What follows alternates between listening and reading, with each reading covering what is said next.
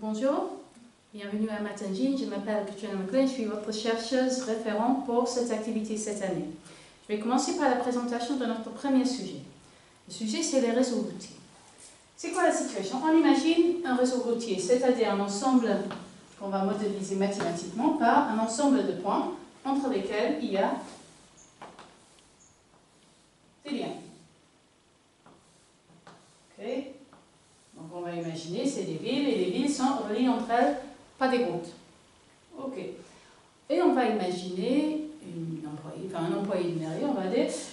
Donc le travail consiste à vérifier l'état des routes. Donc il va essayer de parcourir chacune des routes et il aimerait bien faire ça dans le moins de temps possible. C'est-à-dire que le but idéal, c'est avoir un chemin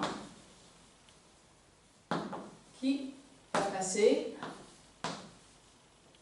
par chaque route une seule fois pour minimiser justement le temps passé à cette tâche. Ok, question. On peut toujours le faire.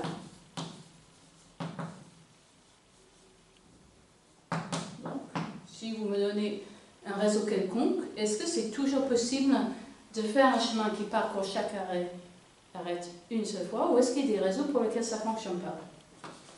Si on peut, construire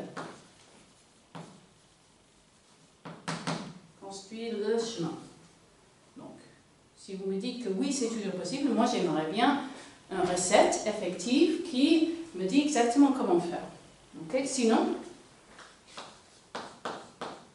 j'aimerais bien un contre-exemple, donc un exemple spécifique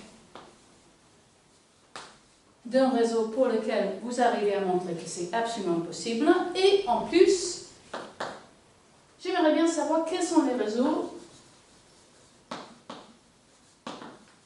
pour lesquels ça marche.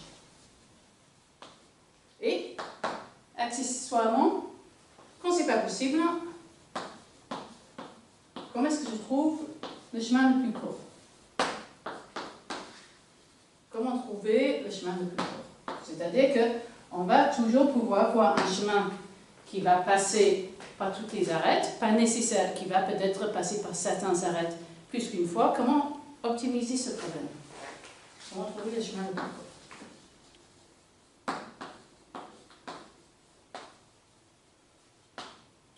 Donc ça, c'est la question posée dans toute sa généralité.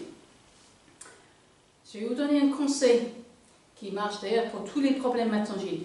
Ce problème est bien évidemment posé de sorte à être trop difficile en toute généralité, au moins de premier abord. Commencez avec des petits exemples.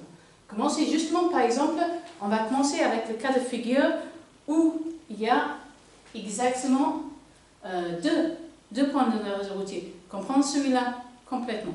Après, celui il y a 3 points, 4 points. Okay? Donc on va commencer par les petits exemples et essayer de bien comprendre ce qui se passe sur les petits exemples. Quand on a bien compris les petits exemples, les intuitions qu'on a pu construire sur les petits exemples vont peut-être nous mettre la puce à l'oreille pour les exemples suivants. Dernière chose, donc il y a une version bis, qui est celle où les routes, au moins certaines des routes, sont à sens unique. Donc ça va compliquer encore plus le problème.